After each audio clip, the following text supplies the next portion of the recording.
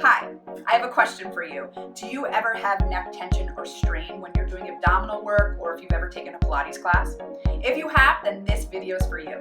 My name's Gretchen and I'm a certified Pilates instructor and owner of Balance to the Core. And today I'm going to go over my top 3 reasons why you might be feeling neck pain and how to modify. Now, if you have a neck injury or something else is serious going on in your body, please check with your doctor first. And you may not be able to come up in flexion at all, and you might just have to keep your head down all the time. And that's fine. We'll go over that as well. Okay, let's get started. Okay, so lie down on your back. Now, I'm going to be doing a lot of talking. I apologize right now, but what I want you to do is actually do as I talk so that you can really feel this in your body. Okay, so lie down on your back. Get your hands one on top of the other, and then place your hands behind your head. When you do that, if you feel too much neck or shoulder tension, you feel too tight, just widen your hands so that they're not touching and hold right underneath your skull where the skull meets the neck. Now, watch what happens when you take your elbows all the way out to the sides. You're probably going to feel your ribs pop up a little bit. You probably feel a little strain up here, maybe overstretched. So what I want you to do is lift your elbows up until you feel sort of your engagement of your elbows pulling into your armpits and your armpits pulling into your back. So everything sort of feels nice and engaged and open and not strained. If you ever feel strain when you're doing Pilates, it means you're doing something wrong. You should never feel strain. So you always want to sort of go back to the principles and check out my beginner mat Pilates series where I go over all of that. All right, so what I see a lot when people come up in flexion is this, where you're coming up like chin first almost, and your gaze is upward, maybe behind you a little bit, and it's all placed in the front of the neck, all that tension. Another thing I see is when you jam into the chest too much and it becomes all compression here where you can't even breathe, and this is overly lengthened. All right, so what you want to do is imagine a golf ball right underneath your chin. Keeping that golf ball is when you flex up. Keeping the golf ball the whole time so it stays the same distance the whole time. It doesn't ever change.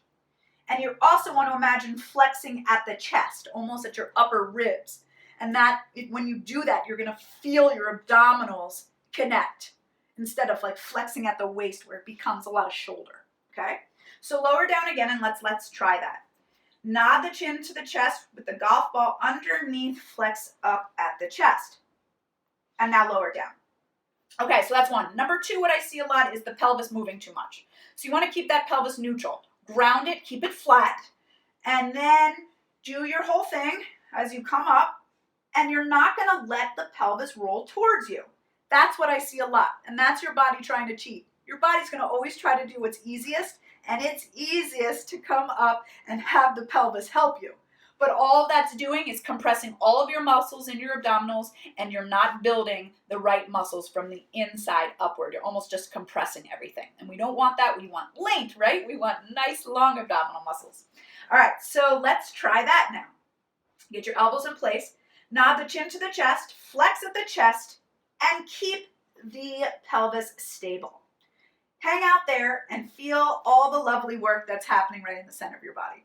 It's great, right? Good. All right, lower down. Okay, so now the third thing that I see is maybe your abdominals aren't strong enough to keep your head up for so long. So you're going to have to drop it down. Now, how do you know when to drop it down? Okay, so when you flex up, you want to be off your shoulder blades. So you want to sort of be resting right on the tips of your shoulder blades, if not a little bit higher. Anything that you can do without tilting the pelvis. All right, so when you flex up and keep all of those sort of things that I talked about, try to really just hold yourself there for a long period of time without letting yourself lower on top of the shoulder blades. So if you find yourself lowering, that means your abdominals are letting go a little bit, and now the strain's going into the neck. That's when you need to lower. Release it. Feel yourself get connected again. Come back up connected. It's more important to stay connected than it is to stay up. Okay? Because ultimately we want results, right? And the only way to get results is if you're doing it correctly. All right, so let's try this with a Pilates exercise called the 100. So find your neutral pelvis, get your legs up now at a tabletop position, and then pull the thighs together, glue everything shut. We can do this with our arms long. Nod your chin to your chest, flex at the chest, keep your Pelvis still. Now let's hold here. I'm not going to pump the arms. We usually pump the arms for this. I'm not going to do that right now just for the sake of really feeling what your abdominals are doing. So try to pull yourself up off your shoulder blades without moving your legs. I like to sometimes do it like have my hands help me. See if I can stay there, let go, and hold.